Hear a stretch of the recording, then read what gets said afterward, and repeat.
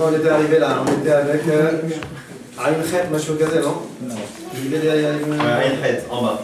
En bas, regarde Shadam Danefot. Katab Alze Veyad Aktana. Alors, Katab Alze Veyad Aktana. Aïch Hachar Darko, Verhuko Leitonen, C'est normal, non? Lehitraem, Al Bene Adam, Tamid. Oui. Je croyais. À la faute des autres. Perek Yud. Aïch Hachar Darko, Verhuko Leitonen, Lehitraem, Al Bene Adam, Tamid. Quelqu'un que sa nature c'est quoi? Leitonen, se plaindre. Lehitraem, râler. Al Ben Adam Tamid, sur les gens tout le temps. Ve'en Habriot Mohimlo.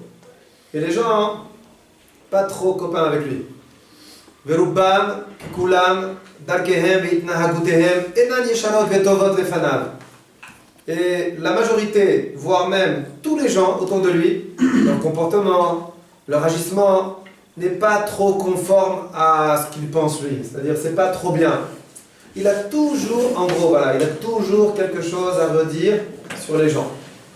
Mais Falpi, chez Havero Betumo, Mithalech Imo Velo Zad Ala Bedavar, Bekol Zot Imtsa Tamid Tenuot Al Havero. Et même si son copain, il est à côté de lui, il est là, tzaddik, qui fait les choses avec une tmimout, une naïveté, et mamage sans arrière-pensée. Et il fait rien de mal, lozad, milachon, mezid. Lozad, c'est-à-dire il fait pas des choses exprès contre lui. Mais kolzot, imtsatamid tenuot al-chavero. Il va toujours trouver quelque chose à redire. Ah oui, tu as dit comme ça. Ça y est, je sais à quoi tu penses. Je sais ce que tu as derrière la tête. Al-ma'asab, sur ses actions, al-devarab, sur ses paroles, viadoum, kol davar lechova. Vous voyez un peu ici un chidouche. C'est quoi la doun lechova? C'est de mal juger les agissements de la personne en face de moi. Qu'il a toujours une mauvaise intention, même si c'est quelque chose d'anodin. Mais il a une mauvaise intention, il a quelque chose derrière la tête. Il y a des gens comme ça. On est tous plus ou moins comme ça, là, il n'y a pas peur. Mais il y en a, c'est un peu excessif. C'est tout le temps, il a un truc. Oui, non, non. Tu as dit ça, mais allez, dis-moi la vérité. Qu'est-ce qui se cache derrière? D'accord? Vélo les échoutes, toujours les chovas. Penser que quelqu'un nous veut du mal, c'est juger les kafrova. Pourquoi tu penses qu'il te veut du mal? Il a parlé. Tu peux interpréter sa phrase soit en bien, soit en mal. Pourquoi tu vas tout de suite penser qu'il te veut du mal? Ou qu'il t'a dit ça pour t'embêter? Il dit une phrase de pauvre, betmimoud, naïvement. Et toi, ah, tu veux me piquer, hein? Tu veux m'embêter? Je ne veux pas te piquer, je ne veux pas t'embêter. J'ai dit stam comme ça. Ben, le type qui fait les kafrova, eh ben, il pense comme ça. Mais kol shgaga yassim les adon. Il fait la moindre petite erreur sans faire exprès. Boum, t'as fait exprès. T'as eu la kavana. Tu voulais. T'as prémédité l'histoire. Ze shehu al ze aderer nikra. Cet homme-là qui est dans ce chemin, comment on l'appelle en hébreu? Un nargan. Ou basé amar gadol achachamim. Et sur cela, il a dit le plus grand des chachamim, c'est-à-dire Shlomo HaMelech. Divrei nargan kil mitlahami vehem yardu hadre baten. Les paroles du nargan, ça bouge, ça boue, ils descendent au plus profond du ventre. Ça veut dire Ve'inyano. Ki un nargan iten atzmo kemo ashuk vehalum. Ce nargan, il va passer pour un homme offensé, le pauvre, comme un mesquin. Oh, tout le monde me veut du mal, tout le monde m'embête, tout le monde me dérange. Tout le monde me truc, et il passe comme ça pour le... Et il est très lourd, la faute de son ami sur lui. Ah, celui-là encore avec ses bêtises, et celui-là encore avec ses lourdeurs, et celui-là encore avec son hypocrisie, et celui-là, il est là comme ça, qui supporte le monde. Ou Behemet, ou Amake Be'olem, c'est lui qui frappe, c'est lui le méchant dans l'histoire. Parce que ses paroles, elles rentrent au plus profond du ventre. Il va commencer à faire des commentaires sur les gens. Il pique, il est piquant, il est méchant comme ça. Lui, il croit qu'il est gentil. Vous connaissez ça, ça excite des gens comme ça. Il croit que c'est le... Comment on dit? Le bonhomme à plaindre. Et donc il râle tout le temps sur les gens. Mais il râle, il parle. Ah, et lui, comme ça. Et lui, il m'a dit. Et lui, il m'a fait. Et lui, il m'a tout. Il pique, ça fait mal. Et il a l'impression d'être la victime. Voilà. En vérité, C'est pas lui la victime. Lui, c'est celui qui fait du mal. Kimishi Yalin, Tlunot al-Havero, Kachalon Nagou, Vekacher, Asa Imorak Tov, car quelqu'un qui se plaint sur son ami, quand il lui a fait rien de mal, qu'il lui a fait que du bien, Ze Sa'ar Gadol Mitholel à la lèvre. C'est quelque chose de très mauvais, c'est même une tempête dans le cœur. Veinehu Keyore Zikim Yordim Hadrebaten. C'est comme si il envoie des flèches qui rentrent au plus profond du cœur. Il n'y a pas plus dur à supporter quand tu agis très correctement avec quelqu'un. Le type il vient en face, il te dit ah, tu me veux du mal, tu m'as fait, tu m'as truc. C'est horrible. C'est horrible alors que toi, tu n'as eu que des bonnes intentions, tu as agi de la manière la plus propre et la plus saine possible. Et le bonhomme en face, il est là. Et tu m'as dit, et tu m'as fait, et tu m'as pas truc, et tu m'as fait. Oui, l'autre jour, quand tu as dit comme ça, en vérité, tu pensais comme ça. Et quand tu as fait ça, tu pensais comme ça. Et quand tu m'as regardé comme ça, c'était comme ça. Ça va très loin. Hein. Bon, comment on appelle ça en français? Le paranoïaque. D'accord? Ce type, il croit qu'il est toujours attaqué. En hébreu de la Torah, on appelle ça un Baal Kafrova. C'est un bonhomme qui juge Kafrova du matin jusqu'au soir. Il voit le mal partout. Alors ça se travaille. D'accord? Mouva, c'est marqué. Itbonen Adam, Sharbe Baramim Adam, Sonne la Havelo Mehamad, Nidmelo Shahavelo lo Asalo Tova mi Penero Alevavo. En règle générale, on arrive à la haine de son ami. Pourquoi? Parce qu'on a l'impression que son ami ne lui a pas fait quelque chose de bien, ni peiné à cause de quoi? Roar levavo, mauvais cœur. T'as vu? Je lui ai demandé de me rendre ce service. Il a dit non. T'as vu, il m'en veut. Hein. Il a quelque chose contre moi, celui-là. Ça s'appelle kafrova. Pourquoi tu dis pas? Il n'a pas la possibilité de le faire. Il est anus. Il ne peut pas le faire. Il a un problème qui l'empêche de le faire. Pourquoi tout de suite tu dis ah, il a quelque chose contre moi celui-là. Je sais, c'est pas la première fois qu'il me refuse quelque chose. Il a une dent contre moi celui-là, il n'aime pas. Alors qu'est-ce qui se passe? Automatiquement, quand on est persuadé que l'autre ne nous aime pas, alors nous aussi, on commence à le haïr. Oh voilà, quand est-ce qu'on arrive à haïr une personne? On s'imagine que notre ami nous a fait du mal. En vérité, il n'a pas fait de mal. Il m'a pas averti qu'il sortait manger une pizza. Et tu te dis tout de suite, ah, t'as vu, il pense pas à moi, il n'en a rien à faire, et machin, tata. Pourquoi tu dis pas? Kabzero, il a oublié. Ou il pouvait pas. Il pouvait pas m'appeler. Il a oublié. Il avait des raisons valables de ne pas pouvoir m'inviter avec lui, de ne pas pouvoir m'appeler avec lui. Et il y en a, ils passent leur vie comme ça. Il m'a pas appelé pour aller avec lui, il m'en veut. Il m'a pas rendu le service que je lui ai demandé, il a une dent contre moi. Et toute la journée, on s'imagine que la personne en face de nous, elle nous veut du mal. Et plusieurs fois, c'est pas vrai. Il faut juger tout le monde des Kavzechut. Je connais la question. Et si c'est vrai? Et si Behemet il m'a pas invité à la pizza parce que Behemet il a quelque chose contre moi? Et alors, si c'est vrai? Qu'est-ce que tu as gagné à le juger mal? Quoi? À te morfondre le cœur? À te torturer l'esprit? À créer de la haine contre quelqu'un? Même si c'est vrai, et alors? Toi, tu as une mitzvah d'aimer chaque juif. Voilà, tu as jugé les Kavzechut, tu aimes chaque juif. Tu t'es pas morfondu, tu t'es pas pris la tête, parce que ça prend la tête. Pourquoi il m'a pas appelé? Qu'est-ce que je lui ai fait? Pourquoi il m'en veut? Ça fait de la peine, en plus on a de la peine. Tu t'es mis dans une situation de peine alors que tu ne sais même pas ce qu'il a dans la tête l'autre. Tu es triste, tu es mal. Lui il est parti manger une pizza. Toi tu peux même plus étudier. Tu te tortures l'esprit. Tu as tout perdu. Sur tous les tableaux tu as perdu. Tu as raté la mitzvah de Kavzechut. Tu t'es angoissé. Tu t'es fait de la peine. Tu as créé de la haine contre un juif dans ton cœur. Un massacre. Tu ne peux pas étudier, tu ne peux plus rien faire. Tu aurais fait un Kavzechut. Il a dû oublier. Ouais, tu continues. Tu cartonnes, ton tosfot, ta gemara, tu as le cœur bien, il revient, tu lui fais un sourire. Tu lui dis, tu m'as pas ramené un morceau?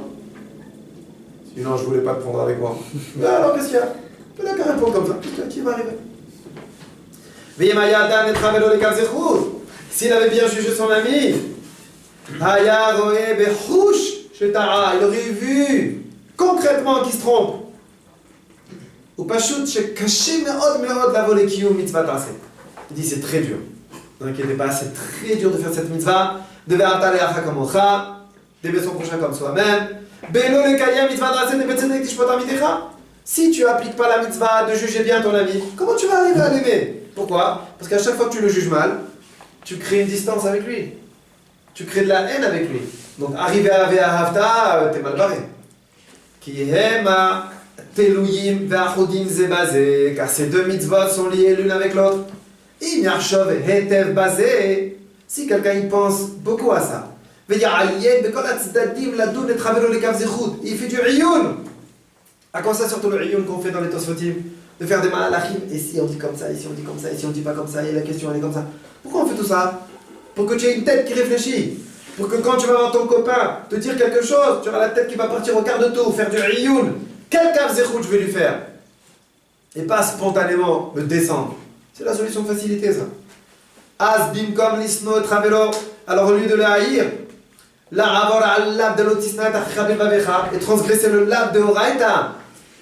L'otisnat achicha bilvavecha, yekayem mitzvah taaseh. Tu vas réaliser une mitzvah positive. C'est mamash de l'extrême à l'autre, d'une extrême à l'autre. Tu fais pas de kav zechut, non seulement tu mevatel une mitzvah taaseh de Horaïta de kav zechut, mais tu fais une avera, un lab de Horaïta de l'otisnat achicha bilvavecha. C'est pas stam. Tu as été mevatel la mitzvah taaseh. Comme quelqu'un il met pas les tefs. Qu'est-ce qu'il fait de grave? Il est mevatel la mitzvah taaseh de mettre les tefilines. Il est mevatel ota. Il s'abstient de faire une mitzvah. Mais de l'autre côté, il n'a pas une avera. Mais quand tu ne juges pas les kav zechut, c'est à double tranchant. Non seulement tu as été mevatel la mitzvah de kav zechut, mais en plus tu t'es pris sur la tête la avera de l'otisnat achicha bilvavecha. Est-ce que ça va ensemble? Yekayem mitzvah taaseh de betzedek tishpot amitecha. Ou mitzvah goreret mitzvah. Une fois que tu auras fait une mitzvah, tu auras encore une mitzvah. Shiakel alav lekayem mitzvah taaseh de atala acha kamocha. Ça va être beaucoup plus facile pour appliquer la mitzvah de aimer ton prochain comme toi-même. Tout le monde. Il n'y a pas marqué dans les acha, dans la Torah, un petit astérix. Sauf celui qui t'a pas appelé pour la pizza. Ou sauf celui qui t'a pas fait un sourire ce matin. Ou sauf celui qui t'a pas prêté le stylo parce que tu l'as demandé. Ou sauf celui qui t'a fait une crasse. Il y a marqué, il n'y a rien. Tout le monde est inclus dedans. Tout le monde entier. Alors, il y a un petit sipour là. L'opaham, koresh etami metazolat le kafrova. Il dit, c'est pas une fois qu'on juge malheureusement les gens très durs. Ben d'abord, novea, lipene ta'ut kolshi. Et des fois, ça vient d'une erreur. Kemikre shaya beisha sheigia michutz laaretz. C'était une fois une femme qui revient de Chutz laaretz en Israël. Elle a loué une petite chambre dans une famille.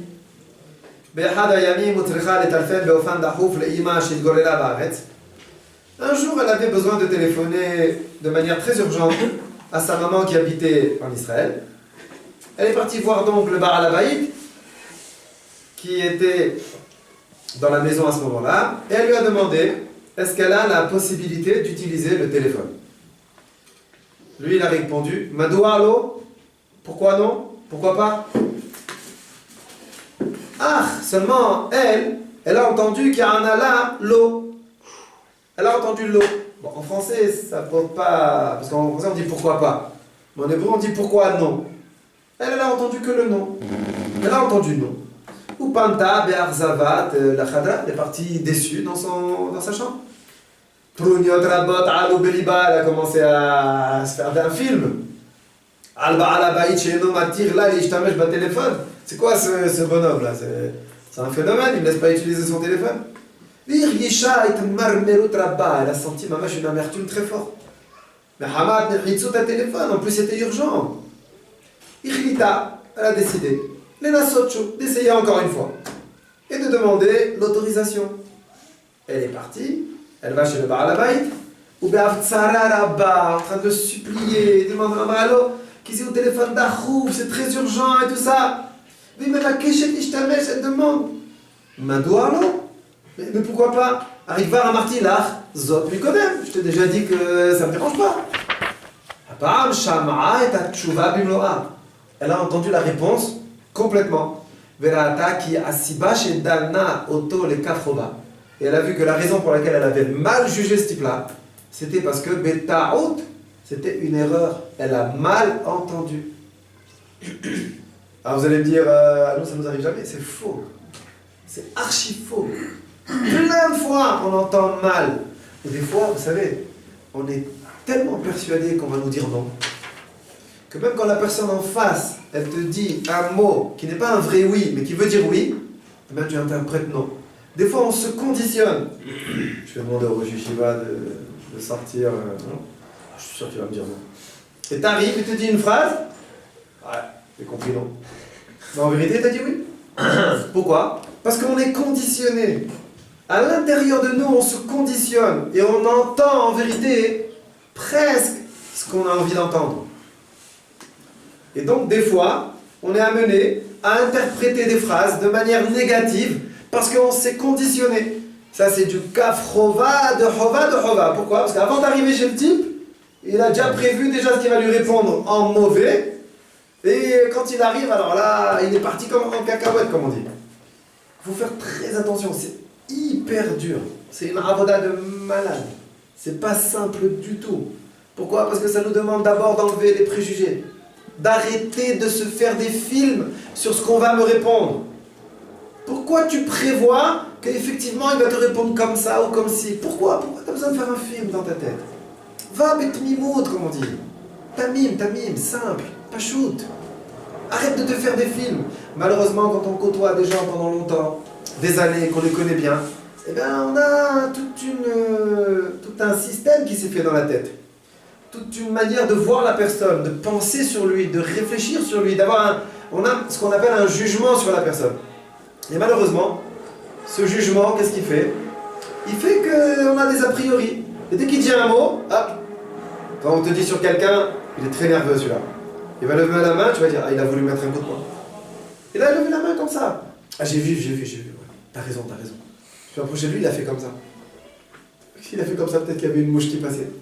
Si on te dit, ce type-là, il est très calme. Très calme. Il est doux, une douceur. Il va lever la main, qu'est-ce que tu vas dire? Ah, il a juste fait un geste. Alors, c'est le même geste. Faites le test, vous allez voir. Faites le test avec les gens que vous connaissez bien, les gens sur lesquels on a des a priori. Malheureusement, on a des a priori sur tout le monde. Les gens qu'on connaît bien, le nerveux, le calme, le gentil, le méchant.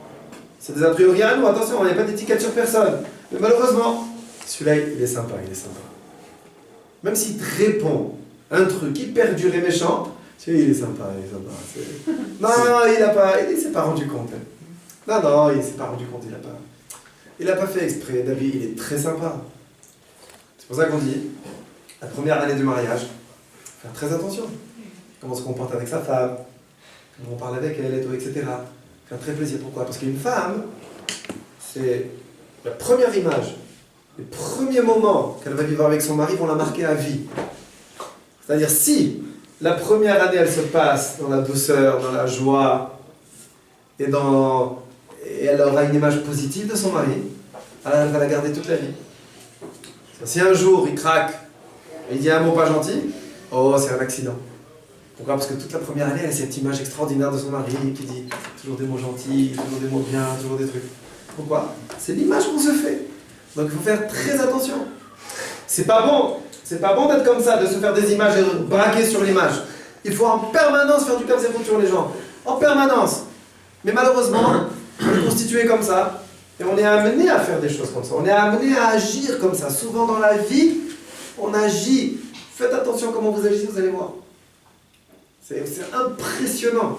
Analysez certaines réactions que vous avez avec certaines personnes et pas avec d'autres.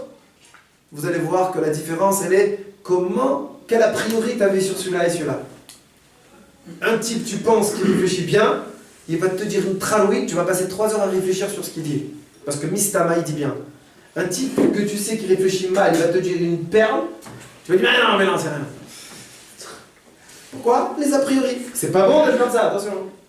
C'est pas bon. Vous savez qu'ils ont fait un test véridique, hein. C'est un truc qu'ils ont fait aux États-Unis. Ils ont fait un truc, ils sont partis voir dans une école, une bonne école aux États-Unis. Ils sont partis voir le professeur d'une classe, ils leur ont dit ils sont venus avec une grosse limousine, une grosse voiture avec les vitres teintées et tout ça. Il y a deux bonhommes qui sont sortis comme ça avec des costumes, des opérations qui le mettent, c'est genre les services secrets américains. Ils sont venus comme ça, ils l'ont pris dans un bureau, il a dit voilà écoute, on a deux élèves ici dans la voiture, c'est les futurs dirigeants de l'Amérique. C'est des génies, c'est des bombes, c'est des gosses, c'est mamache, il faut s'occuper d'eux, on sait que toi t'es un bon professeur, vas-y occupe-toi d'eux, machin, montre-les bien et tout. Bon, il est rentré dans la classe, le professeur il est comme ça, tu vois. Et il commence et tout, il est mitiachès, c'est-à-dire il a mamache un regard vis-à-vis d'eux, très patient, une manière de leur expliquer, il est à fond avec eux, parce qu'on lui a dit attends, c'est l'avenir et c'est des génies, même si le gosse il sortait les bêtises de la terre. Oui, mais non, attends, je vais t'expliquer, quand t'as dit ça, en vérité, c'était Mitkaven comme ça, mais en vérité, ça, et trucs et tout ça. Et à la fin de l'année, les gosses sont devenus des bombes. Mamache, très bons, très très bons, excellents. Après, ils sont venus le voir, ils lui ont dit, tu sais, c'était des nuls qu'on t'a amenés, des bidons, des nuls on t'a amenés dans cette classe. Seulement, comme t'étais persuadé que t'avais devant toi une bombe, alors à chaque fois tu te tuais à faire quoi? Bon là-bas ils n'ont pas dit ça dans l'histoire. Mais nous on sait comment. Du Kav Zechut. Il a fait en permanence le prof du Kav Zechut. Mais non, quand il a dit ça, mais non, c'est le FBI qui me les a amenés. C'est des bombes. C'est les futurs dirigeants des États-Unis. Alors le type il s'est tué, il s'est esquinté. Alors si nous on se tue, on prend conscience que chaque juif qu'on a en face de nous, il a une neshama d'Akadosh Baruch Hu, il a une parcelle d'Hachem en lui. C'est pas possible qu'il dise des bêtises. C'est pas possible qu'il fasse n'importe quoi. Alors chaque fois je vais chercher à trouver le bien en lui. Voilà les amis, je vais vous présenter Am Israël. Pas pour le Magidjo, c'est pour nous tous.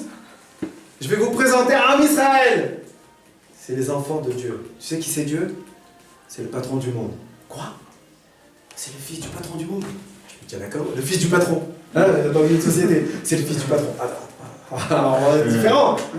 Là, c'est le fils du grand patron de tous les patrons. Chacun de nous, on est le fils unique du plus grand des patrons. Alors, quel Kav Zechut il faut que tu fasses du matin jusqu'au soir, comment il faut que tu fasses attention, comment tu lui parles, et comment tu interprètes ses paroles, et machin, et trucs. Mais t'as vu la tronche qu'il a? Non, c'est le fils de... Attention. Même il a une tête que tu veux, il est comme tu veux, il se comporte comme tu veux. C'est le fils du grand patron. Non, le pauvre, il se rend pas compte. Le pauvre, il n'a pas fait exprès. Il a dû se faire entraîner, il a dû se faire berner, il a dû se faire ci, se faire ça. C'est pas possible. Le fils du grand patron, c'est pas possible. Au contraire, je vais prier pour lui. Et je vais demander à qu'Hachem il l'aide, qu'il ait pitié de lui, etc.